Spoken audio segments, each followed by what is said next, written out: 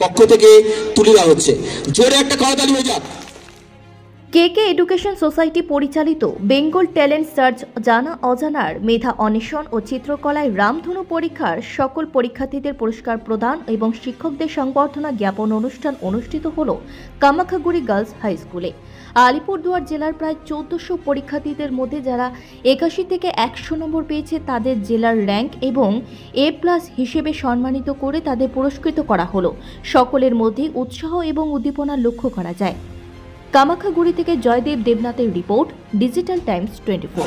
সভাপতি কামাখাগুড়ি শহীদ ক্ষুদিরাম কলেজ এবং সভাপতি কামাখাগুড়ি গার্লস হাই স্কুল। আর কি কি পরীক্ষায় আজকে এই পুরস্কার গ্রহণ করলে?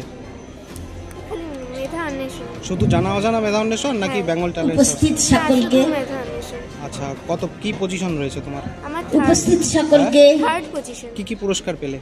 আমার সার্টিফিকেট, সশ্রদ্ধ নমস্কার। তোমার নাম?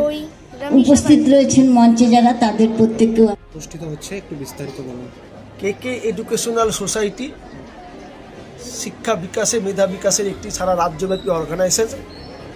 তারা জানা অজানার মেধা অন্বেষণ, চিত্রকলায় রামধনু, বেঙ্গল ট্যালেন্ট সার্চ 3টে পরীক্ষা প্রথম থেকে দশম শ্রেণী ছাত্রছাত্রীদের সারা রাজ্যব্যাপী করেন। আলিপুরদুয়ার জেলার এবং কামাখ্যাগুড়ির প্রায় 1400 ছাত্রছাত্রী এই পরীক্ষায় অংশগ্রহণ করেছে। তাদের মধ্যে যারা 81 থেকে 100 নম্বর পেয়েছে, 81 থেকে 100 নম্বরকে আমরা ডিস্ট্রিক্ট র্যাঙ্ক এবং A+ হিসাবে সম্মানিত করি। তাদেরকে আজকে আমরা এই মঞ্চে এখানে কামাখ্যাগুড়ি গার্লস স্কুলে পুরস্কৃত করছি। আমাদের এখানকার বিভিন্ন শিক্ষাবিদরা রয়েছেন, হাই স্কুলের শিক্ষকরা রয়েছেন, এখানকার সভাপতি এই স্কুলের শুক্লা ঘোষ রয়েছেন। তাদের হাত দিয়ে আমরা এই পুরস্কার সকলের হাতে তুলে দিচ্ছি। স্যার, এই যে শিশুদের নিয়ে আপনার মধ্যে একটা সুপ্ত চিন্তা ভাবনা, এটা কিভাবে এলো একটু যদি বলেন জার্নিটা।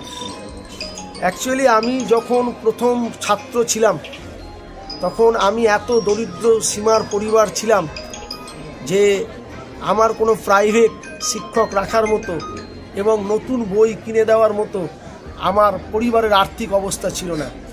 সেই কষ্টের মধ্যে দিয়ে আমি মালদা জেলা স্কুলে যখন পড়াশোনা করি তখনই ভেবেছিলাম যে শিশুদেরকে বই উপহার দিতে হবে। তার জন্য আমি ছোটদের প্রকাশনী করেছি এবং তারপরে আমরা স্কুল করেছি। স্কুলে আমরা প্রায় 12 জন ছাত্রকে বিনা পয়সায় পড়াচ্ছি কেকে এডুকেশনের তরফ থেকে। এবং যারা দুস্থ ছাত্রছাত্রী, যাদের সরকারি বই পাওয়ার পরে যে সমস্ত বই কিনতে লাগে, কেনার ক্ষমতা নেই, অথচ মেধাবী ছাত্র, এরকম ছাত্রদেরকে আমরা পুরস্কৃত করি, মানে বই উপহার দিই যাতে তারা পড়াশোনা করে জ্ঞান লাভ করতে পারে।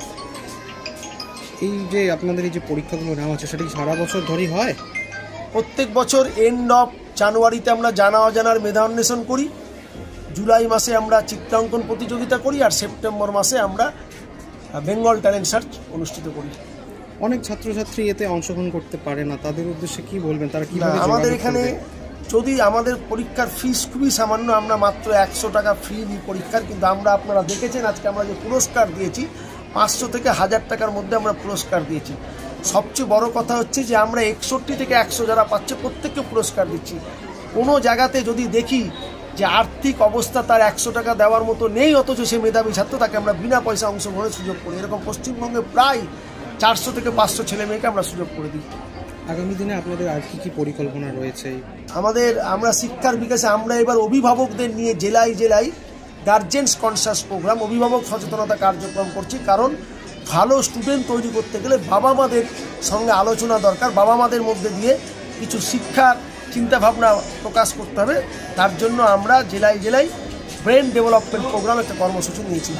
স্যার, আপনার নাম এবং কি দায়িত্বে রয়েছে? দেবাশিস দেব শর্মা, কেন্দ্রীয় সম্পাদক কেকে এডুকেশনাল সোসাইটি। ধন্যবাদ।